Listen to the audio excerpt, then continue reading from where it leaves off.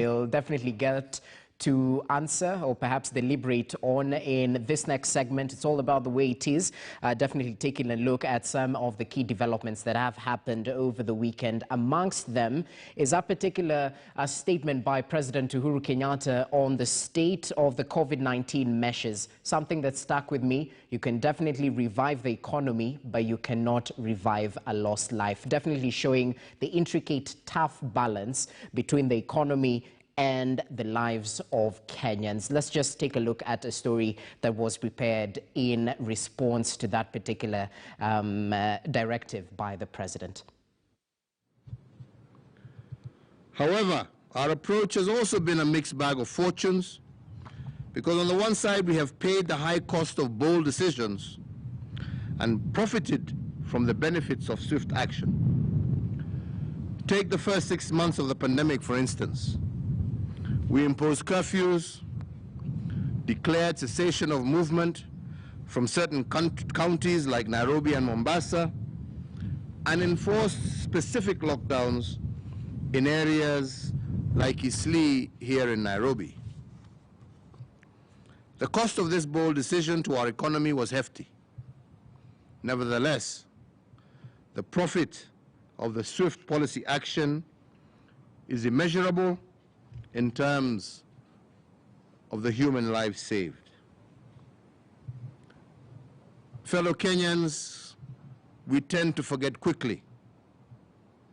But let me remind you that experts had warned us that if we did not take bold actions, we would have approximately 1 million infections in Kenya today and 150,000 deaths. Other models had actually predicted even worse. In this regard, between protecting the economy and losing an average of 2,000 people daily, as per those projections, we, as a government, chose life over economy. The logic here, and has been for the last 1 year, was that you can always revive an economy, but you cannot revive a lost life. If you take care of the people, they will take care eventually and revive our economy. Last year, fellow Kenyans, the Kenyan economy was projected to grow by 6.2%, but it only grew by 0.6% because of the COVID-19 pandemic. This, fellow Kenyans, translates to a loss of approximately 560 billion Kenya shillings of GDP arising from the resultant economic downturn. And this is the price we had to pay in 2020 for the bold decisions that we made to contain this economic freefall. The profit we made as a nation from this swift action was the prevention of an average of 2,000 deaths per day and 1 million infections by Christmas of 2020. The opportunity cost of saving these lives was therefore the foregoing of Kenya shillings 560 billion of GDP in order to preserve life. And I personally believe that it was worth every single cent. In fact, data the world over indicates that our 0.6% growth rate and loss in GDP was an acceptable economic reality under COVID. If our economy grew by plus 0.6%, the global economy declined to negative 3.5%. So that was the government's first COVID-19 public order of 2021. President Uhuru Kenyatta right there giving it as it is. It's definitely an intricate balance, and they chose to secure the lives of Kenyans as per the revival of the economy. So some of the measures put in place: a direct ban on all forms of political and social gatherings, which are prohibited for 30 days. We also have funeral ceremonies to be conducted within 72 hours after death, limited to 100 people allowed during that ceremony. 100 persons in weddings as well. Definitely enforcement of those social measures apart from washing hands and social distancing as well.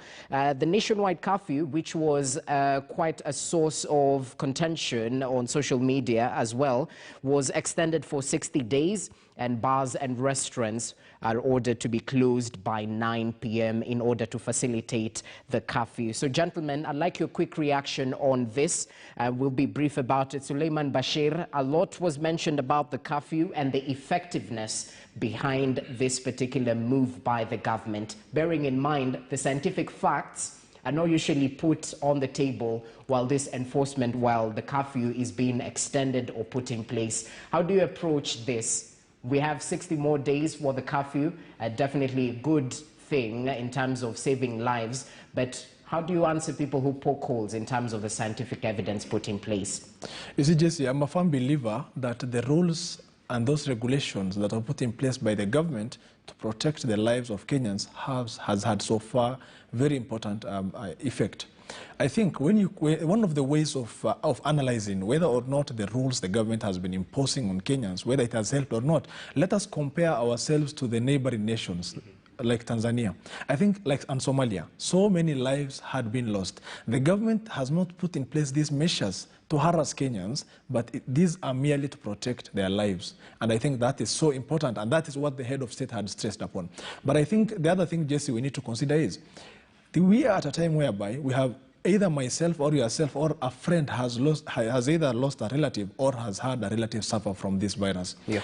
Yesterday, as Muslims, we ordinarily pray over the dead person before we take him or her to the grave. There's a mosque in South Sea. I think an average of 6 people had been prayed upon yesterday evening.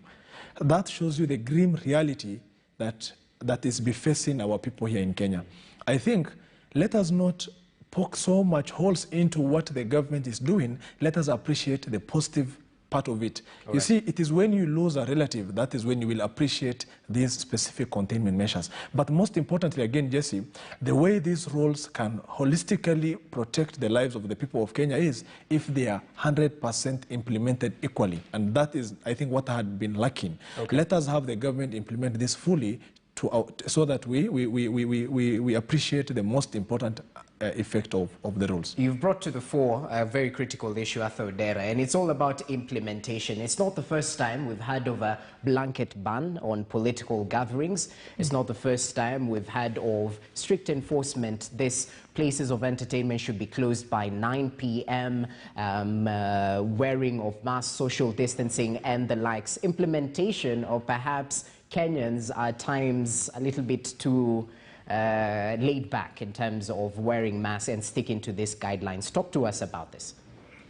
Actually, Jesse, before I do that, I want to say something about what the president said in regard to choosing life over economy. In fairness to the president, I think he has actually done a delicate balance between protecting life and to whatever extent he was able to protect the economy as well. Remember that unlike in some other places, we never had a total lockdown. We had travel restrictions. We never had a situation where people had to stay in their houses. We only, closed restaurants, and also for a fairly short period of time, and they were reopened. So I think the president must be given a lot of credit for not only minimizing the loss of life, but also to whatever extent he could to try and keep the economy alive. Of course, the effect was inevitable. The whole world, you remember the air flight, the flights ban across the world and so on. That was going to take a toll on us. And remember, we are a tourism-dependent economy.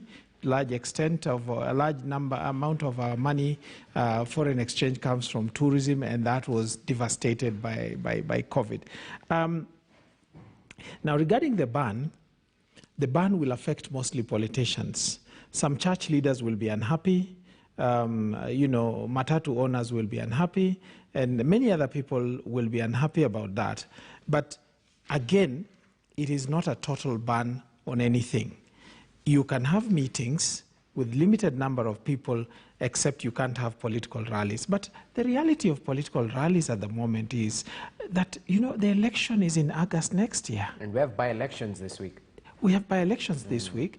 It's a by-election in Machakos. How much of our lives are we willing to sacrifice for the sake of getting a winner in Machakos? That's a big question. And zero. The answer is zero. We are not willing to sacrifice even a single life to get someone elected in Machakos. And having listened to all the leaders that spoke after the president spoke, I'm glad to say we seem to be in agreement that actually we need to stop those activities. We need to minimize even church activity, weddings, funerals, and generally things that bring people together for the benefit of protecting the lives that we value so much. Okay. But having said that, Jesse, just, why are we having a third wave? With all the restrictions we've had, and I've just, showered praise on the president, why are we having a third wave, and why are we afraid of a fourth wave? If we can answer those questions, I think we will then come down to the heart of the matter. And part of the problem is our neighbors. Some of our neighbors have not been their brother's keepers, honestly speaking. We have a problem in our neighborhood, needless to name names, where there was, COVID skepticism, COVID denial, stopped reporting to the World Health Organization.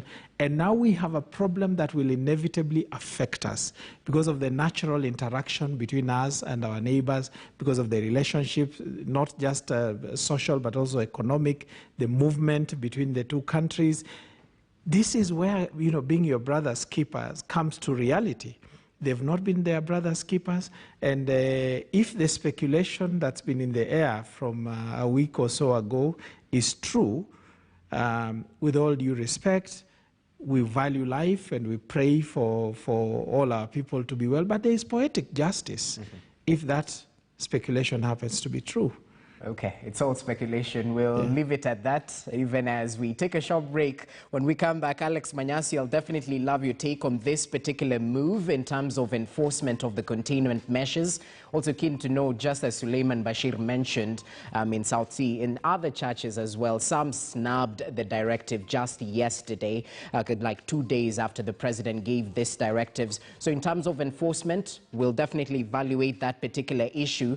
Also, one other issue around the COVID-19 pandemic, it's all about the numbers of the uptake in terms of the vaccine. Concerns over the 9,144 that have been achieved in week one. Of course, the government is targeting a daily average of 15,000 vaccinations. We'll take a look at those numbers when we come back. Stay with us.